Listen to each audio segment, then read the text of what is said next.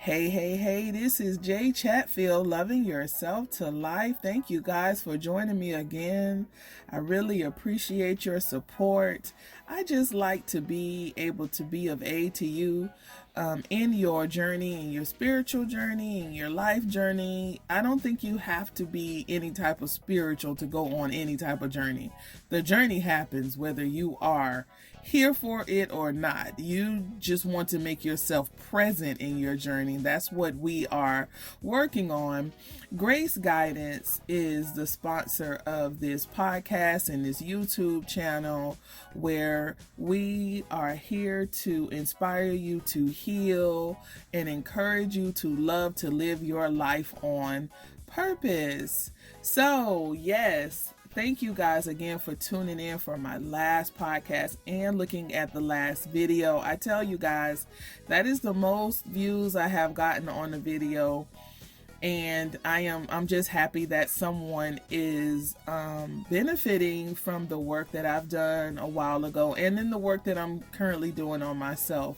If you find yourself needing any type of encouragement, please go ahead and send me an email, or you can write down below. I do answer throughout the day or throughout the week whenever I see it. I don't get like pop-ups or anything, but my email is graceguidance@gmail.com. God, you and I dance at gmail.com. That is graceguidance@gmail.com. All right. Thank you guys again for coming on in today. Now, let's go ahead and just a refresher, we're talking about my book that I wrote a while back. It is not published yet. It is kind of like, and you're going to see that today, it is an interactive book because it is called Loving Yourself to Life, Practices and Connecting to You. That is what I wrote the book by. That is the the title of the book, Practices to Connecting to You. And we're going to go through a practice today. I'm so excited because we kind of get into some of the work of the book, and this is where I had to really kind of tap in. So on the third page of the book, I don't put page numbers on my book. I don't know, it's tedious stuff, but you'll get to learn about yourself. I don't like the little things. I just be want to put it out there. So the title of this one is, If Loving Me is Wrong, Then I'll Be Wrong. Oh boy.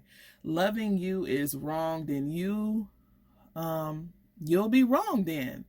I hate the word selfish, and we'll talk about this a little bit. We'll talk about this a little bit, even though we sometimes put it in its place and we don't. But a lot of people think loving you is selfish, and that's why it's been a roadblock to getting to the real you, because you start to think that your life is all about service, which we did come to serve, but you're not serving the person that needs the service the most, which is you. So loving you is really easy, but it has been made hard because we live in a world that takes your focus outward. This is by design. It's not a coincidence. If you haven't paid attention to you, let's shine a lens on you. Look at a few people around you and you can see the neglect of self. Try to connect the dots. Everything in their lives points to a thing that is outside of themselves. Where does your life point to? Who does your life point to? How do you get back to you? The journey to self is a very specific journey. Many don't attempt the journey because they are not aware that they aren't operating as their true self. Everything, everybody, in every way has told them who to be. Like what career is best to make money, not to cultivate the happiness, what music to like, what type of person to spend part or all of your lives with, how many kids to have, what diet is best for you. A few years ago, I found that everyone's choices were not made for me. How did I find that out? Well, their choices weren't treating me right. I was unhappy, alone, living in fear and sicker than I had ever been in my entire life. Most would say to lose weight and adopt a healthy lifestyle. Thank you. Thank you very much. It sounds great, and many achieve their goals when they do whatever it is to be done, but I had a feeling the problem was a little more intricate, a little more personal than restricting calories and sweating. Therapy? I'm not going to say that's what I needed. I will say it is that whomever that therapist was would be very happy to tell me about me. Hopefully they would. So, why you gotta be so deep, Jay Chatfield? It's deep. But whoever that therapist was, how could they know me?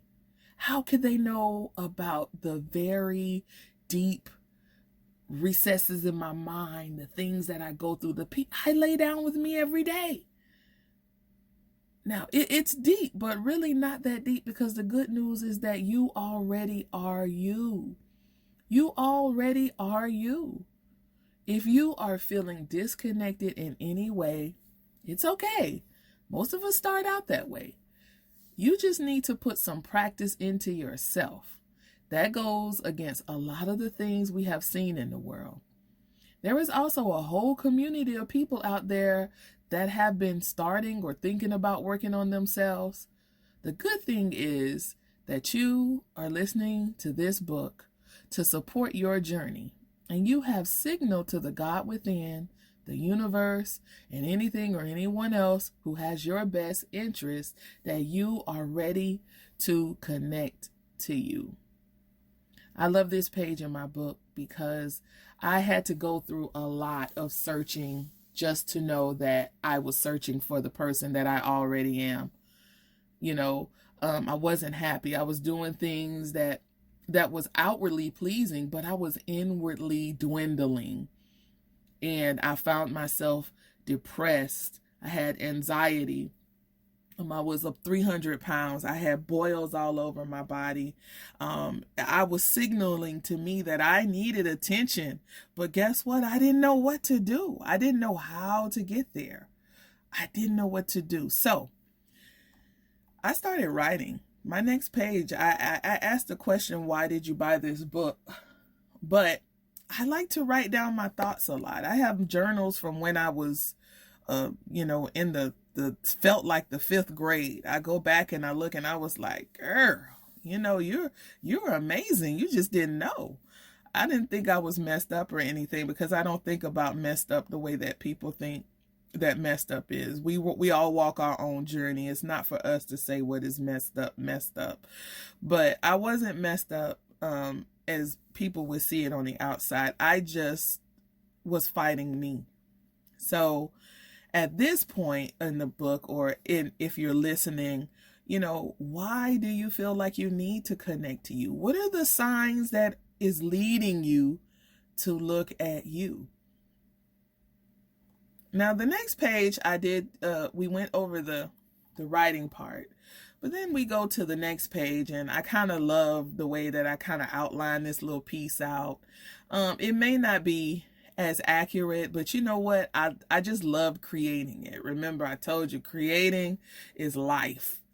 If you don't create, you do die. You have to create. So be intentional about what you're creating. So know who you are so no one can tell you who you are not. Tell my children this all the time. Know who you are so no one can tell you who you are not. So it's my job to help them with that. But they already know who they are when they come here. They just get mixed up in all of the different things that's going on in the world that tells them that this is perfect and this is how you should be. I won't go on my homeschool soapbox, but yep, and yep. So have you asked, who am I lately? This is really important to answer, to know, because you will go back to whom you say you are time and a time again. And you may not get it right the right time or the first time, or you may be evolving into who it is that you're going to find out that you are. You will be tested with who you are because there is always a fight for you. You are, listen, there is always a fight for you. You can see the fight through all media outlets. A commercial to tell you what to eat. Like, you didn't even want that hamburger until you saw that thing smoking on the TV. Now they went from, like, when I was younger, they showed, like, the hamburgers and the things like that. Now it's like a full table of stuff. I was looking at a show the other day, and they, back in the 17th century, I don't know, it was something like that. And one of the priests says, gluttony. Why are we sitting at the table eating for everything? And I thought about that. Why is it? Because maybe someone told us to. Sometimes we eat because we don't want to. Or, we eat because somebody else is eating. So you can see that fight through all the media outlets. You can see the fight in the stores, and people are like, well, this is consumers. No, that's a fight for you. That's a fight for your mind. That's a fight for your love. Oh, that's what all of that is. Some have never put the cause together that the world does not run on its own. It runs for the minds of the people that live in it. If you don't truly know who you are, you will fall for everything said, seen, and felt. When you look outside of yourself for answers and try to connect those answers to who you are on the inside, you will find yourself looking at a superficial perception of yourself. Maybe not even yourself, of other people, of how they want you to be. So, how do you know it is superficial? You will begin to identify with the things that seem to light your inner candle. With some time, you will hear something else that lights another candle. Have you ever met someone that is a different person every time you see them? They will give you an answer that sounds something like this. So-and-so on the blankety blank show said we should do this and not that. The other person says, I thought you didn't like that so-and-so or what they stand for. What happened? That person will say, I just felt like everyone else is supporting this cause. Maybe it isn't too bad. The other person asks, well, maybe, but you never usually do what you see others do. And how do you know that's right for you? How do you know that's right for you? Are you tired of running that rat race of everybody telling you what to do, when to do it, how to do it? I know I was. It bothered me. I could not. I couldn't keep up with it. And we're not meant to. Now, the next week, you may see this person again, and another conversation may come up about that, that seems totally off from what you know of this person. That's because they're falling for the superficial. I'm not saying you won't ever change, but it won't change with the wind. The wind it will not change with the wind. You'll be consistent. I know you will. Moving into our practice today, I see you. I see you is the next one on the page 6, and we're going to go through this practice. When you get into the practice of you, just you, there are some things that may fall away. Well, a lot of things that will fall away. With all of the things that fall away, you don't want to fall away too. See, when we participate in things that can move us emotionally anyway, at any time, it begins to feel like a ship without a compass. You begin to move through life at the speed of influence. But on the inside, there is a raging concern that you may need to find a place to watch, listen, and wait for instructions. You continue to live at the step of others, family, friends, lovers, careers, and little by little you go away from your original path. When the sea starts to get rough, you then look for refuge in where you are, but you weren't supposed to be there. Everything around you is volatile, cold, unfamiliar, and very lonely. You look for signs, a bird, a cloud, something to help you understand where you are. Nothing seems to help you. No one seems to hear your cries. Every horizon turns you back in a circle. What do you do? Growing up, my mom would always tell me, I just want you to finish school and don't have any babies in high school. And, that's all I want. And I wanted it because she said it so much. But honestly, school wasn't for me. I did it. I have a degree. I have a bachelor's degree, was working on my master's before I had my second child. And then I decided to take a break because I really kind of wanted to be a mom because I didn't get to spend that much time with my daughter. And then when my son came along, I wanted to soak up more of that baby time. And I decided not to go for my master's. Like, that didn't drive me anymore. I always teach my children that you must have a inner responsibility, accountability for yourself. Because I don't want you to have an accountability for me. Because when you stop hearing my voice tell you what I want, you need to know what you want. You need to know where you need to go. And you need to be sure of it. So the first practice is spend time getting to know you. How? Get something you like. Coffee, tea, wine, a book, some nachos. And then what do? You sit down and enjoy it without any distractions. Then what do? Close your eyes and just breathe. Deep breath in the nose. It feels good to sit in your car, right? When after a long day before you go in the house, right? And you just take that deep breath. I love breathing deep. And then what do? Write down what you hear and how you are feeling. And then what do? Repeat. Sitting down for 5 minutes or more each day to just listen.